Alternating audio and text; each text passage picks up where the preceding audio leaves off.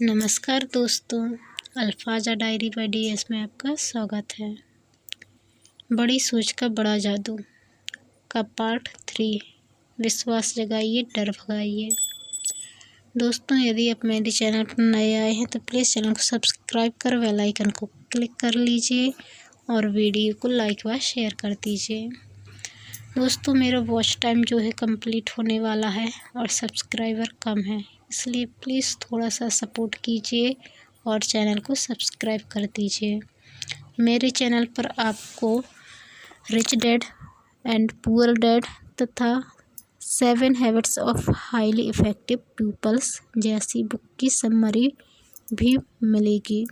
इसके साथ ही आपको प्रेमचंद की कहानियाँ, तेनालीराम की कहानियाँ, ज्ञानवर्धक कहानियाँ और के साथ अन्य राइटर्स की कहानियाँ भी मिलेंगी, जैसे मालती जोशी, सुमित्रा कुमारी चौहान, मोहन राकेश, भीष्म शाहिनी। इसके साथ ही मेरी लिखी कुछ कहानियाँ भी आपको मेरे चैनल पर सुनने मिलेंगी। तो आप जल्दी से चैनल की प्लेलिस्ट पर जाइए और अपने मन मुताबिक कहानियाँ सुनिए या बुक की समरी सुनिए। तो चलिए आज शुरुआत करते हैं। विश्वास जगाइए डर भगाइए, चैप्टर 3। जब हम डरे होते हैं तो हमारे यार दोस्त हमें समझाते हैं, यह तुम्हारे मन का वहम है, चिंता मत करो, डरने की कोई बात नहीं है। परंतु आप और हम जानते हैं कि डर की इस किस्म की दवा से कम नहीं चलता है। इस तरह की तसल्ली से हमें कुछ मिनट या कुछ घंटे का ही आराम मिलता है। यह तुम्हारे मन का वहम है। वाले उपचार से विश्वास नहीं जागता, ना ही डर का इलाज होता है। हाँ, डर वास्तविक होता है और इसे जीतने से पहले हमें यह मानना ही पड़ेगा कि इसका अस्तित्व होता है। आजकल इंसान के ज़्यादातर डर मनोवैज्ञानिक होते हैं। चिंता, तनाव, उलझन, संतरास, यह सभी हमारी नकारात्मक अनुशासनहीन कल्पना के कारण पैदा होते हैं। परंतु सिर्फ यह जानने से कि डर कैसे पैदा होता है, उस डर का इलाज नहीं हो जाता। जब डॉक्टर यह पता लगा लेता है कि आपके शरीर में कहीं पर कोई इन्फेक्शन है, तो उसका काम वहीं पर पूरा नहीं हो जाता। इसके बाद वह इन्फेक्शन का इलाज भी करता है। यह तुम्हारे मन का वहम है। वाला पुराना विचार यह मानता है कि डर का वास्तव में अस्तित्व होता ही नहीं है, परंतु ऐसा नहीं है। डर का अस्तित्व होता है। डर असली है। डर सफलता का नंबर 1 दुश्मन है। डर लोगों को अवसर का लाभ उठाने से रोकता है। डर लोगों को शारीरिक रूप से कमज़ोर बना देता है। डर लोगों को बीमार बना देता है। डर लोगों की ज़िंदगी को छोटा कर देता है। आप जब बोलना चाहते हैं तो डर आपके मुंह को बंद रखता है। डर, अनिश्चितता, आत्मविश्वास का अभाव के कारण ही हमारी अर्थव्यवस्था में मंदी आती है। डर के ही कारण करोड़ों लोग इतना कम हासिल कर पाते हैं और जीवन का इतना कम आनंद ले पाते हैं। वास्तव में डर एक शक्तिशाली भावना है। किसी न किसी रूप में डर लोगों को वह हासिल करने से रोकता है जो वे जीवन में हासिल करना चाहते हैं। हर तरह और हर आकार का डर मनोवैज्ञानिक इन्फेक्शन का एक रूप है। हम अपने मानसिक इन्फेक्शन को भी उसी तरीके से दूर कर सकते हैं जिस तरह हम अपने शारीरिक इन्फेक्शन को दूर करते हैं, यानी उसका इलाज करके। इसके लिए सबसे पहले हमें उपचार के पहले की तैयारी करनी होगी। यह जानना होगा कि आत्मविश्वास आसमान से आकर हमारे दिमाग में नहीं घुसता, बल्कि हासिल किया जाता है, विकसित किया जाता है। कोई भी आदमी आत्मविश्वास के साथ पैदा नहीं होता। जिन लोगों में आत्मविश्वास प्रचुरता में होता है, जिन्होंने चिंता को जीत लिया है, जो हर जगह और हर कहीं बेफिक्री से आते जाते हैं, उन्होंने यह आत्मविश्वास धीरे धीरे हासिल किया है। आप भी ऐसा ही कर सकते हैं। यह अध्याय आपको बताएगा कैसे। द्वितीय विश्व युद्ध में नेवी ने यह फैसला किया कि इसके सभी नए रंग रूटों को तैरना आना चाहिए।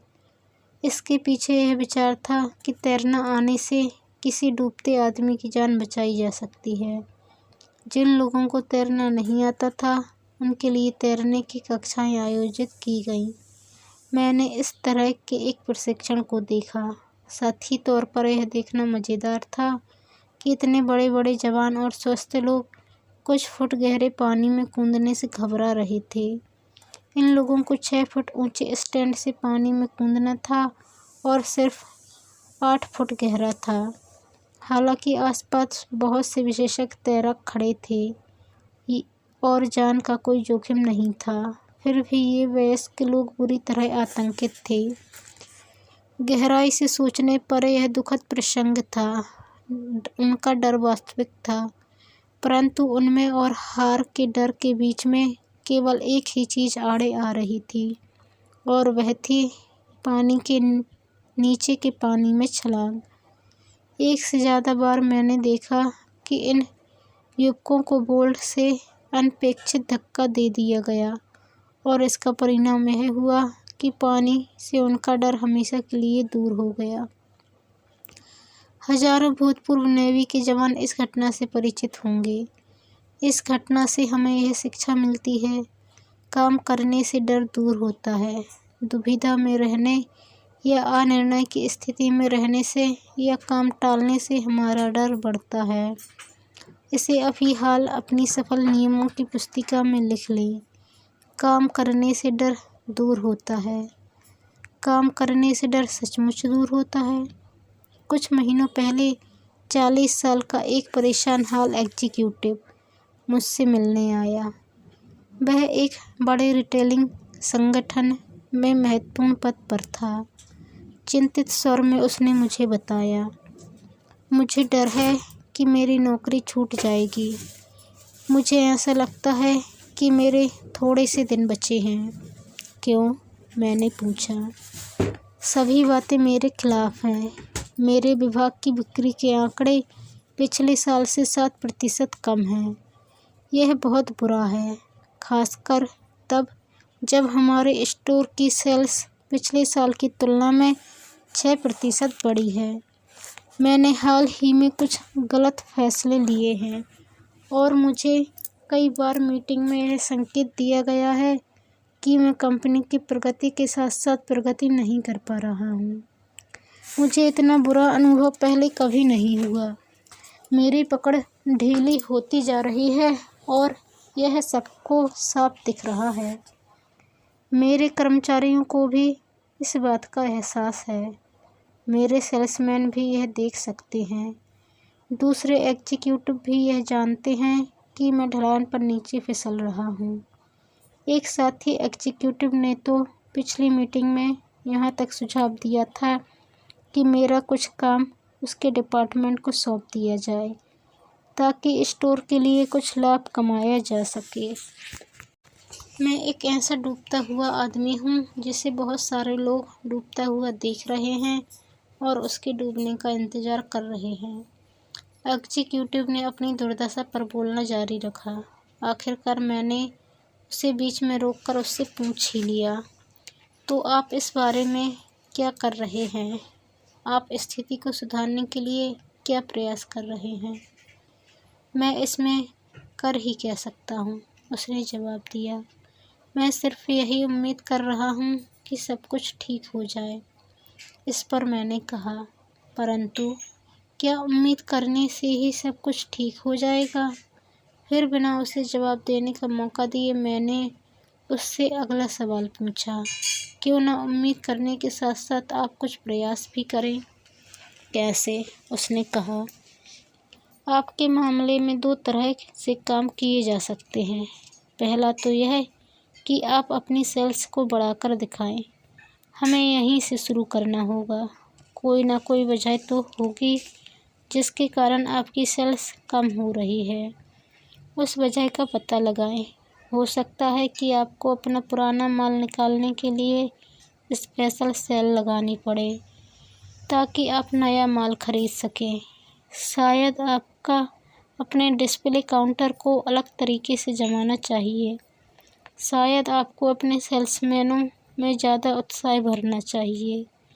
मैं यह तो नहीं बता सकता कि किस तरह आपका सेल्स वॉल्यूम बढ़ सकता है, परंतु यह किसी न किसी तरह तो बढ़ ही सकता है। और इसके अलावा आप अपने मैनेजर से भी बात करके देख लें। हो सकता है कि वे आपको नौकरी से निकालने वाले हों, परंतु अगर आप उनकी सलाह लेंगे तो वे आपको समस्या को सुलझाने के लिए निश्चित रूप से ज़्यादा मोहलत दे देंगे। स्टोर्स के लिए आपका विकल्प ढूंढना बहुत मुश्किल होगा, बशर्ते कि टॉप मैनेजमेंट को यह लगे कि आप समस्या को सुलझाने का गंभीर प्रयास कर रहे हैं। मैं आगे कहता रहा। इसके बाद आप अपने कर्मचारियों से, अपने अधीनस्थों से बात करें।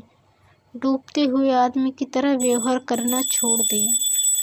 अपने आसपास के लोगों को यह एहसास होने दें कि आप में अभी जान बाकी है। एक बार फिर उसकी आंखों में हिम्मत लौट आई थी। फिर उसने पूछा, आपने कहा था कि मैं 2 कदम उठा सकता हूँ। दूसरा कदम क्या है? दूसरा कदम यह है कि जिसे आप बीमा योजना कह सकते हैं, कि आप किसी दूसरे स्टोर्स में अपने लिए ऐसी जगह ढूंढ कर रखें जहां आपको यहाँ से ज़्यादा तनख्वाह मिल सके। अगर आप सकारात्मक कार्य करेंगे तो मुझे नहीं लगता कि आपको इसकी ज़रूरत पड़ेगी। आपकी कर्मठता से आपके सेल्स आंकड़े निश्चित रूप से सुधर जाएंगे। फिर भी 1-2 विकल्प रहना हमेशा ज़्यादा अच्छा होता है। याद रखें, बेरोजगार आदमी के लिए नौकरी हासिल करना बहुत मुश्किल होता है, जबकि पहले से नौकरी कर रहे आदमी के लिए नौकरी हासिल करना बेरोजगार की तुलना में 10 गुना ज़्यादा आसान होता है। 2 दिन पहले यही एग्जीक्यूटिव मुझसे मिलने आया। आपसे चर्चा के बाद मैं काम में जुट गया। मैंने बहुत से बदलाव किए, परंतु सबसे बड़ा बदलाव मैंने अपने सेल्समैनों के रवैये में किया। पहले मैं सप्ताह में 1 बार मीटिंग लिया करता था, अब मैं हर सुबह मीटिंग लेता हूँ। मैंने इन सभी लोगों में उत्साह भर दिया है। ऐसा लगता है कि मेरे जोश को देखकर उनमें भी हौसला आ गया है। जब उन्होंने देखा कि मुझ में जान बाकी है तो उन्होंने भी ज़्यादा मेहनत करने का फैसला कर लिया। ऐसा लगता है जैसे वे सिर्फ इस बात का इंतज़ार कर रहे थे कि मैं आगे बढ़ने में पहल करूं। अब समस्या सुलझ रही है, उसने कहा। मैं आपको एक और अच्छी खबर सुनाना चाहता हूं। मुझे 2 वैकल्पिक नौकरियों के प्रस्ताव मिले हैं। निश्चित रूप से इससे मैं खुश हूं, परंतु मैंने दोनों को अस्वीकार कर दिया क्योंकि यहाँ पर सब कुछ एक बार फिर ठीक ठाक हो गया है। जब हम कठिन समस्याओं का सामना करते हैं तो हम तब तक दलदल में फंसे रहते हैं जब तक कि हम कर्म नहीं करते। आशा से शुरुआत होती है, परंतु जीतने के लिए आशा के साथ साथ कर्म की भी ज़रूरत होती है। कर्म के सिद्धांत पर अमल करें। अगली बार जब भी आपको डर लगे, चाहे डर छोटा हो या बड़ा, अपने आप को संभालें। फिर इस सवाल का जवाब ढूंढें, किस तरह के काम से मैं अपने डर को जीत सकता हूँ। अपने डर का कारण खोज लें, फिर उचित कदम उठाएं। डर और उनके उपचार के कुछ उदाहरण नीचे बताए गए हैं।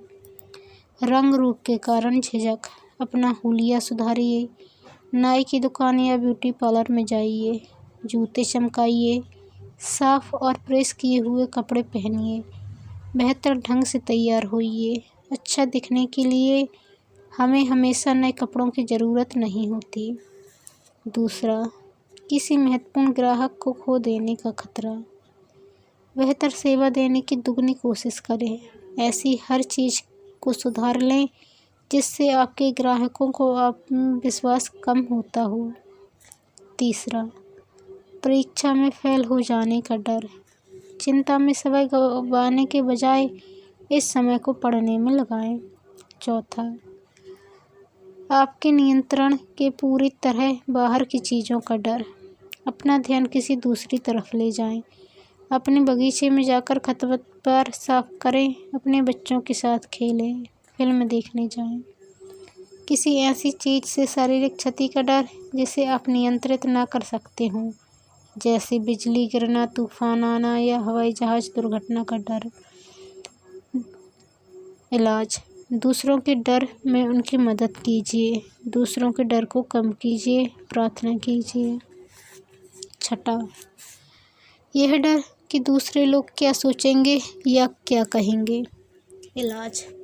यह सुनिश्चित कर लें कि आप जो करना चाहते हैं वह सही है, फिर उस काम को कर दें। किसी भी आदमी के बिना आलोचना के कोई महत्वपूर्ण काम कभी नहीं किया।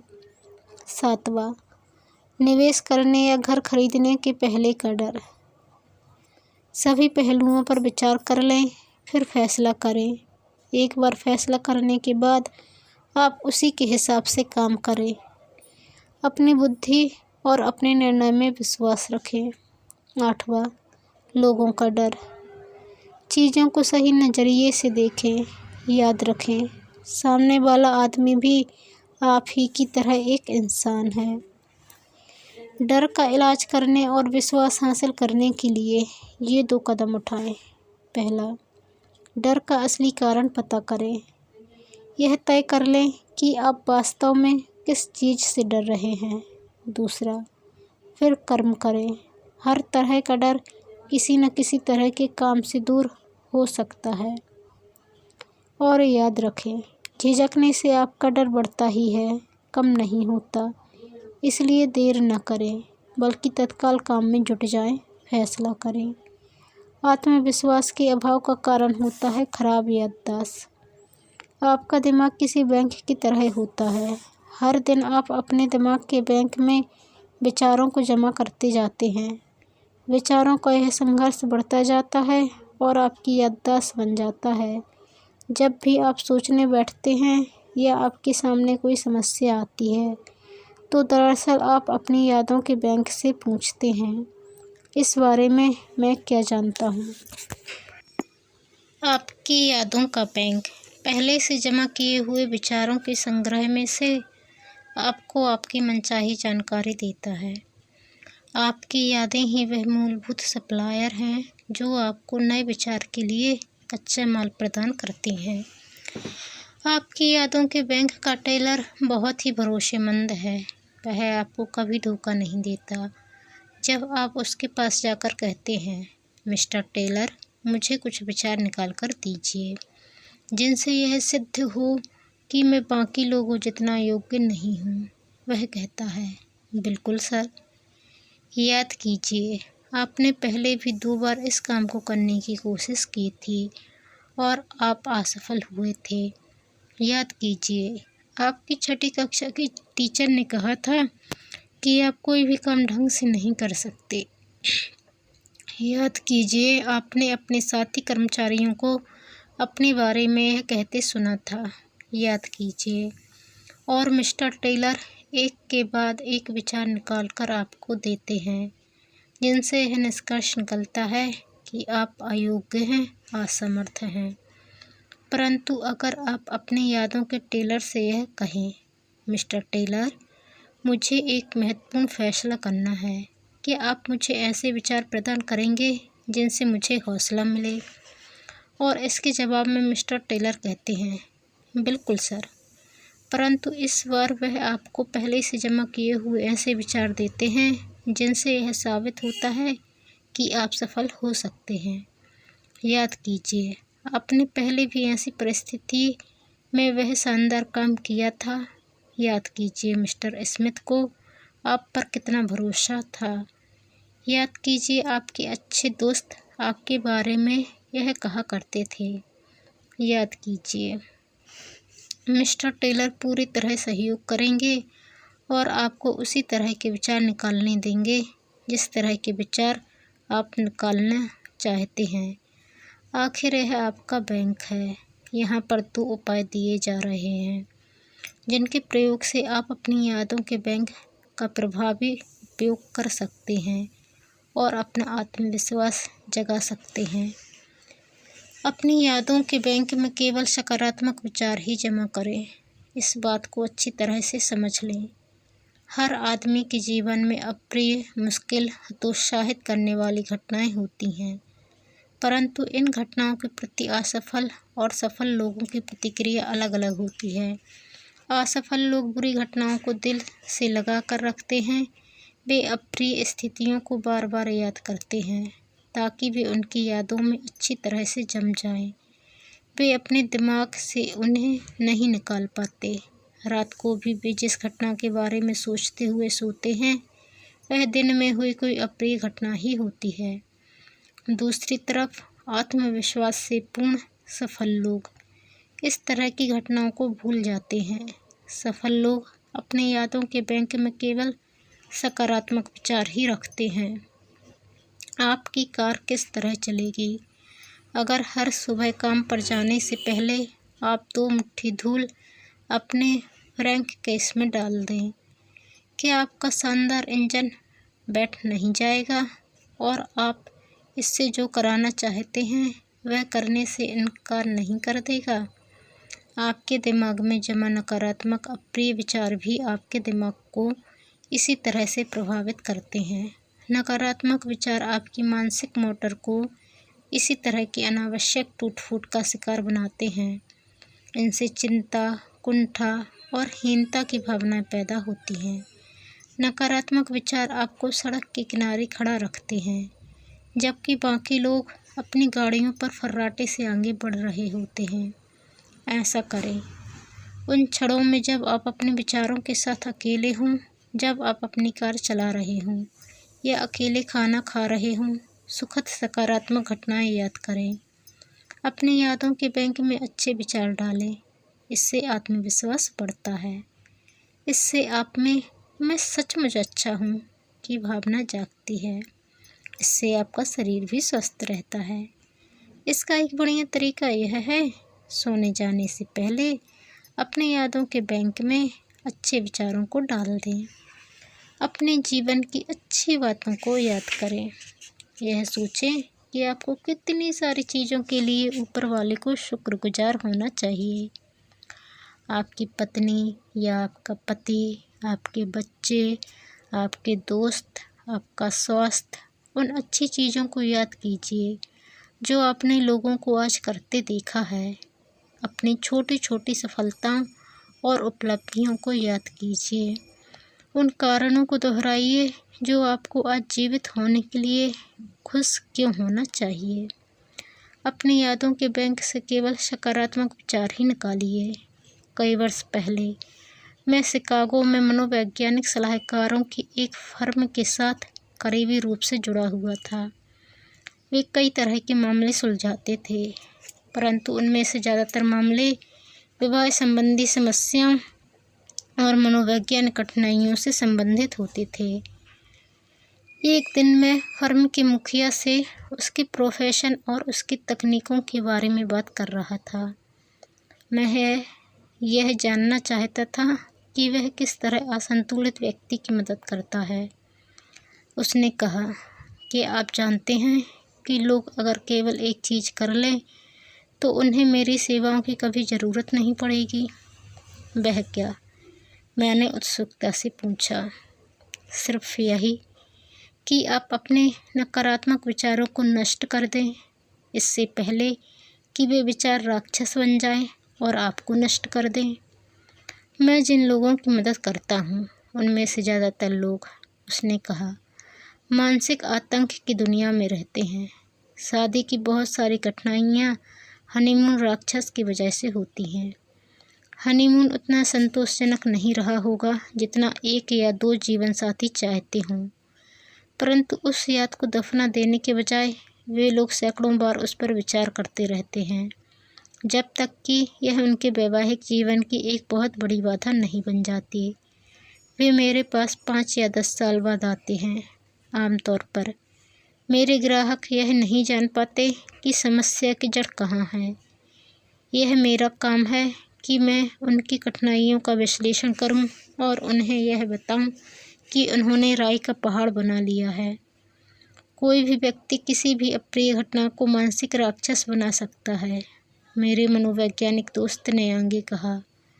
नौकरी की असफलता, असफल रोमांस, बुरा निवेश, टीन एज बच्चे के व्यवहार से निराशा, ऐसे आम राक्षस हैं जिनकी वजह से मैंने लोगों को परेशान देखा है और मैं इन राक्षसों को मारने में इन लोगों की मदद करता हूँ। यह स्पष्ट है कि अगर हम किसी भी नकारात्मक विचार को बार बार दोहराएंगे तो इसका मतलब है कि हम इसे खाद पानी दे रहे हैं, और अगर हम इसे खाद पानी देंगे तो यह धीरे धीरे बड़ा राक्षस बनकर हमारे आत्मविश्वास को नष्ट कर देगा और हमारी सफलता की राह में गंभीर मनोवैज्ञानिक कठिनाइयाँ खड़ी कर देगा। कॉस्मोपॉलिटन मैगजीन में हाल ही में छपे एक लेख द ड्राइव प्रूवल सेल्फ डिस्ट्रक्शन में एलिस मक्काहे ने इस तरफ इशारा किया कि हर साल 30,000 अमेरिकी आत्महत्या कर लेते हैं और 1 लाख लोग आत्महत्या का असफल प्रयास करते हैं।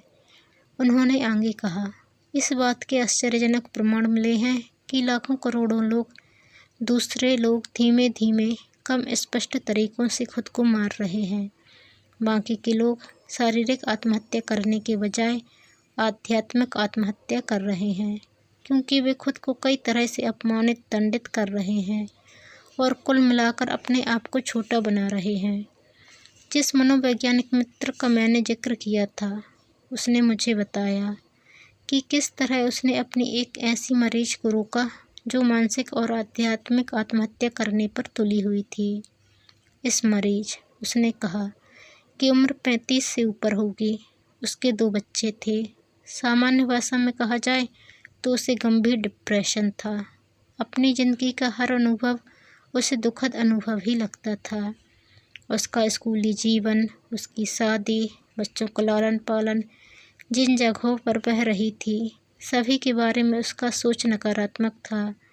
उसने बताया कि उसे याद नहीं है कि वह कभी सुखी भी रही थी, और चूंकि व्यक्ति अपने अतीत की कूंची से ही अपने वर्तमान में रंग भरता है, इसलिए उसे वर्तमान जीवन से भी सिर्फ निराशा और अंधेरा ही नज़र आ रहा था। जब मैंने उससे पूछा कि सामने वाली तस्वीर में उसे क्या दिख रहा था, तो उसने कहा, ऐसा लगता है जैसे यहाँ आज रात तूफान आने वाला है। यह उस तस्वीर का सबसे निराशाजनक विश्लेषण था।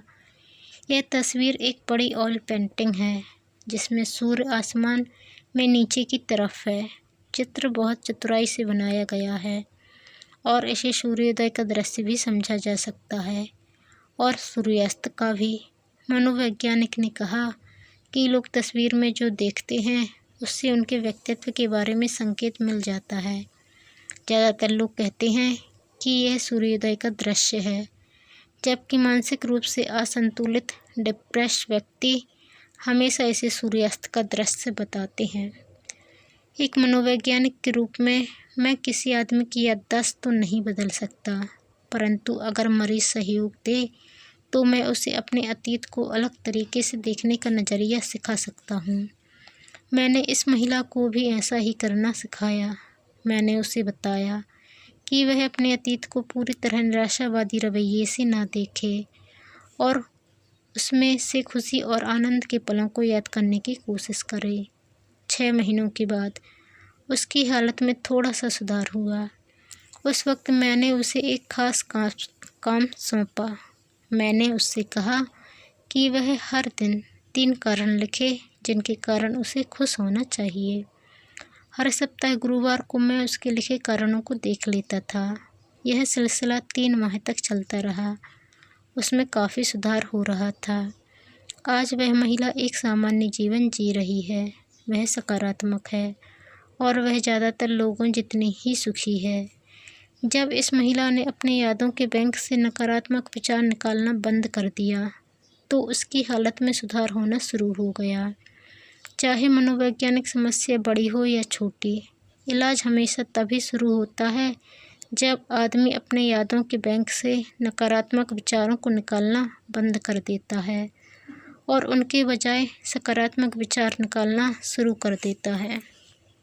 मानसिक राक्षस मत बनाइए अपने यादों के बैंक से अप्रिय विचार निकालना बंद कर दें। जब भी आपको किसी तरह की कोई परिस्थिति याद आए तो उसके अच्छे हिस्से के बारे में सोचें, बुरे हिस्से को भूल जाएं, उसे दफना दें। अगर आप यह पाएं कि आप नकारात्मक पहलू पर ही विचार कर रहे हैं तो उस घटना से अपने दिमाग को पूरी तरह हटा दें।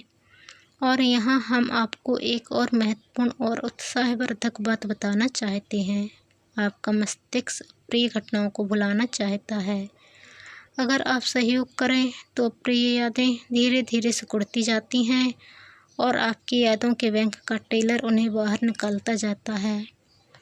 डॉक्टर मेलविन एस हैटविक एक प्रसिद्ध एडवर्टाइजमेंट मनोवैज्ञानिक हैं और याद रखने की हमारी योग्यता के बारे में वे कहते हैं, जब जागने वाली भावना सुखद होती है तो विज्ञापन को याद रखना आसान होता है। जब जागने वाली भावना सुखद नहीं होती तो पाठक या श्रोता उस विज्ञापन के संदेश को जल्दी ही भूल जाते हैं। अप्रिय घटनाएं हमारी चाही गई चीज़ों के खिलाफ होती हैं, इसलिए हम उन्हें याद नहीं रखना चाहते। संक्षेप में, अगर हम उन्हें बार बार याद न करें तो अप्रिय घटनाओं को भूलना आसान है।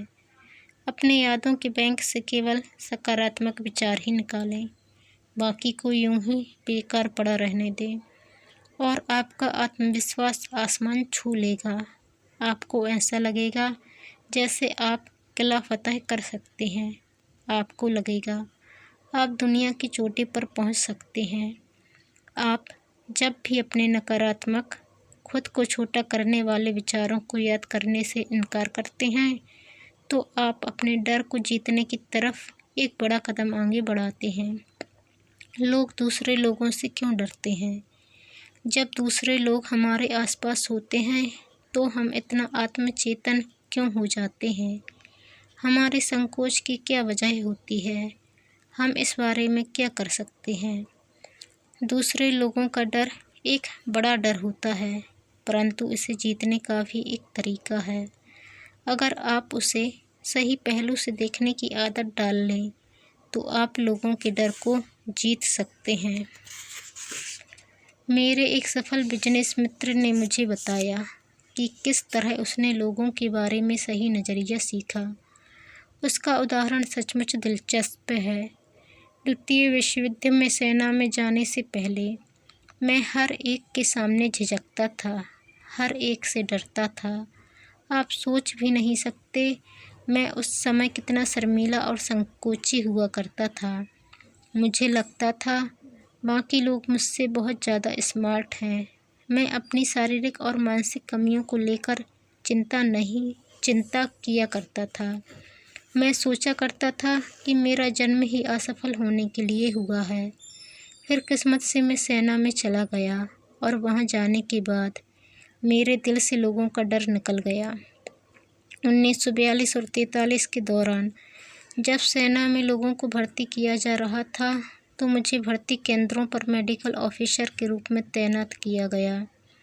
मैंने इन लोगों की परीक्षण में सहयोग किया। मैं इन रंगरूटों को जितना देखता था मेरे मन में लोगों का डर उतना ही कम होता जाता था। सैकड़ों की तादाद में लोग खड़े हुए थे। सभी पूरे कपड़े उतारे हुए थे और सभी लगभग एक से दिख रहे थे। हाँ, इनमें से कुछ मोटे थे और कुछ दुबले, कुछ लंबे थे और कुछ नाटे, परंतु वे सभी परेशान थे। सभी अकेलापन अनुभव कर रहे थे। कुछ समय पहले यही लोग युवा एग्जीक्यूटिव हुआ करते थे। कुछ समय पहले इनमें से कुछ किसान थे, कुछ सेल्समैन थे, कुछ ब्लू कॉलर कर्मचारी थे और कुछ यूं ही सड़कों पर खाक छाना करते थे। कुछ दिन पहले ये लोग अलग अलग काम किया करते थे, परंतु भर्ती केंद्र पर वे सारे लोग एक से दिख रहे थे। तब मैंने एक महत्वपूर्ण बात सोची। मैंने पाया कि लोग ज़्यादातर मामलों में एक से होते हैं। लोगों में समानताएं ज़्यादा होती हैं और असमानताएं कम होती हैं। मैंने पाया कि सामने वाला आदमी भी मेरे जैसा ही है। उसे भी अच्छा खाना पसंद है, उसे भी अपने परिवार और दोस्तों की याद आती है, वह भी तरक्की करना चाहता है, उसके पास भी समस्याएं हैं और वह भी आराम करना चाहता है। इसलिए अगर सामने वाला मेरे जैसा ही है तो उससे डरने की कोई वजह ही नहीं है। अब मैं आपसे पूछता हूँ, क्या यह बात काम की नहीं है? अगर सामने वाला मेरे जैसा ही है तो उससे डरने की कोई वजह ही नहीं है। लोगों को सही नज़रिए से देखने के 2 तरीके ये हैं। तो दोस्तों, आज के लिए इतना ही। नेक्स्ट पार्ट में मैं वो 2 तरीके बतलाऊंगी जिनसे हम लोगों को सही नज़रिए से देख सकते हैं। यदि आप चैनल पर नए आए हैं तो प्लीज़ चैनल को सब्सक्राइब कर बेल आइकन को क्लिक कर लें और वीडियो को लाइक व शेयर ज़रूर कर दें। धन्यवाद।